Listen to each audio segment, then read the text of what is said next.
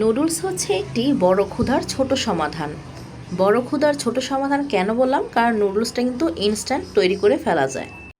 ক্ষুধা লাগলে কিন্তু আমরা চটজলদি করে নুডলসটা রান্না করেই খেয়ে ফেলতে পারি। এখানে আমি নুডলস রান্না করার জন্য যা যা লাগবে সব কিছু নিয়ে নিয়েছি, তোমরা তো স্ক্রিনে দেখতেই পাচ্ছ। আর এই নুডলস কিন্তু বাচ্চারা খেতে খুবই পছন্দ করে, বাচ্চাদের খুবই একটি পছন্দের খাবার বলা যায়। তো চলো বন্ধুরা, নুডলসটা আজকে আমি কিভাবে রান্না করলাম সেটাই তোমাদের সাথে শেয়ার করি।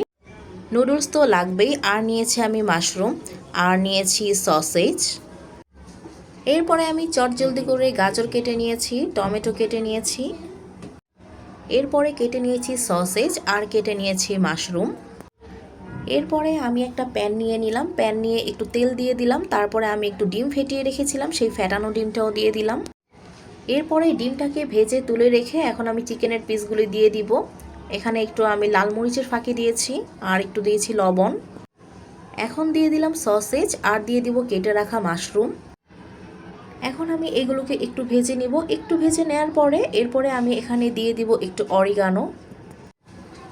অরিগানোটা ব্যবহার করলে খুব সুন্দর একটা স্মেল আসে। এরপরে আমি দিয়ে দিলাম ডার্ক সয়া সস। এখন এখানে আমি অ্যাড করব টমেটো কেচাপ। টমেটো কেচাপ দেওয়া হয়ে গেলে এখানে আমি 1 চামচের মতো চিকেন পাউডার দিয়ে দিলাম। এই পর্যায়ে আমি সব কিছু ভালো মতো একটু মিক্সড করে নিব। সব ইনগ্রিডিয়েন্টসগুলো মিক্সড করা হয়ে গেলে এগুলোকে তুলে রেখে এরপরে আমি প্যানে একটু বাটার দিয়ে দিলাম। এরপরে দিয়ে দিব কেটে রাখা ক্যাপসিকাম, কেটে রাখা টমেটো, গাজর, আর দিয়ে দিলাম কেটে রাখা পেঁয়াজ। এরপরে আমি নুডলসের মশলাগুলো একটু দিয়ে দিয়েছি। সব শেষে নুডলস দেওয়া হয়ে গেলে ডিমগুলোও দিয়ে দিলাম। তো এই ছিল আজকে আমার নুডলসের ফাইনাল লুক।